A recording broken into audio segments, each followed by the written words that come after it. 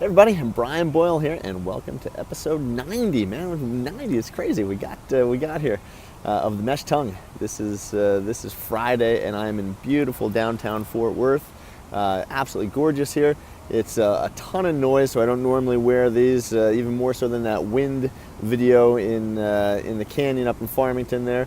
But it's crazy. So I figured since I'm on a break between what I came down here to do, that I would give this a quick video here, but episode 90. So yeah, hey, appreciate the questions, comments, all of that love. Keep those coming in. Brian, Brian at the company 5, the number 5k.com. I'll be happy to get back to you and get that questions answered for you. Today I want to talk to you about traveling and running, and I've alluded to in the past, what we would do in college. We would go always eat at this Pizza Hut, no matter where. It just didn't matter. You knew that you could tolerate it. Well, it's a little bit harder these days to find out what you tolerate. And especially in big cities, depending on where you're staying. Downtown areas here where a lot of the major marathons are don't always have your fast food restaurants that you're used to. Maybe they may be different if you're traveling to a different part of the country. So sometimes what used to be the staple of Pizza Hut everywhere isn't always the same. A lot of these restaurants are, hey, they're going to be on this area.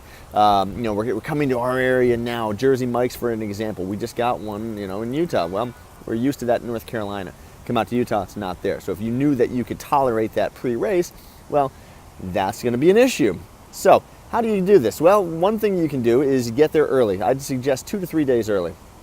Okay, make sure that, for one, that you know where you're going. That way you're not trying to get in the day before, having an issue. I can attest to this. I went to the Marine Corps Marathon, and the night before, got in, traffic was horrific.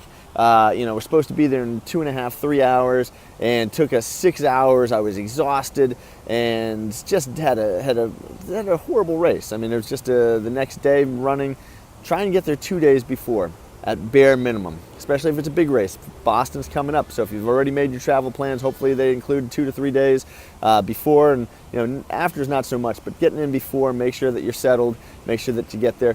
Go out to dinner 2 nights before. This is the big thing. 2 nights before, get your dinner. Go to the same restaurant if you've tolerated it the next night as well.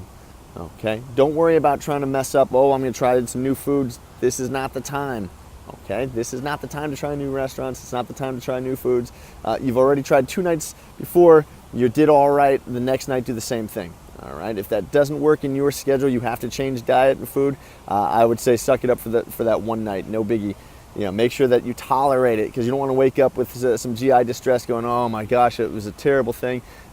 If it did not work, then try something else. Okay, and that's all you can do.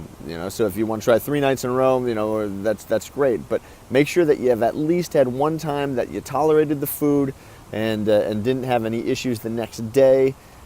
That's going to be a big important thing. Then also you want to make sure that you're getting your rest 2 nights before. Why 2 nights before? Because the night before you're not going to sleep really well. All right. The other thing is that if you're traveling, okay, and you're not used to being in an area, it's going to be of interest, for you to see how you sleep, see how the bed is, the pillows, those sorts of things. So 2 nights before, at least, you got to get plenty of rest.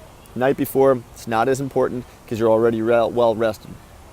That's my travel tips with any running and racing.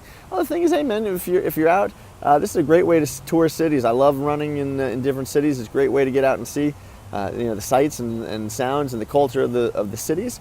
Fort Worth, the downtown area, is an absolutely gorgeous area. Never been in Fort Worth. Been to Dallas plenty of times. Been out to Mesquite, but never Fort Worth. So new opportunity to see a new part of the city today, and some pretty cool areas. So hopefully you find some value in this. This is episode 90 of the Mesh Tongue.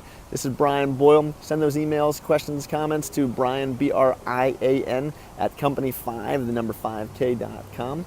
And I'll be happy to get back to you. As I always say, share this with your friends, family, training partners, but whatever you do, don't go hurting yourself to come back.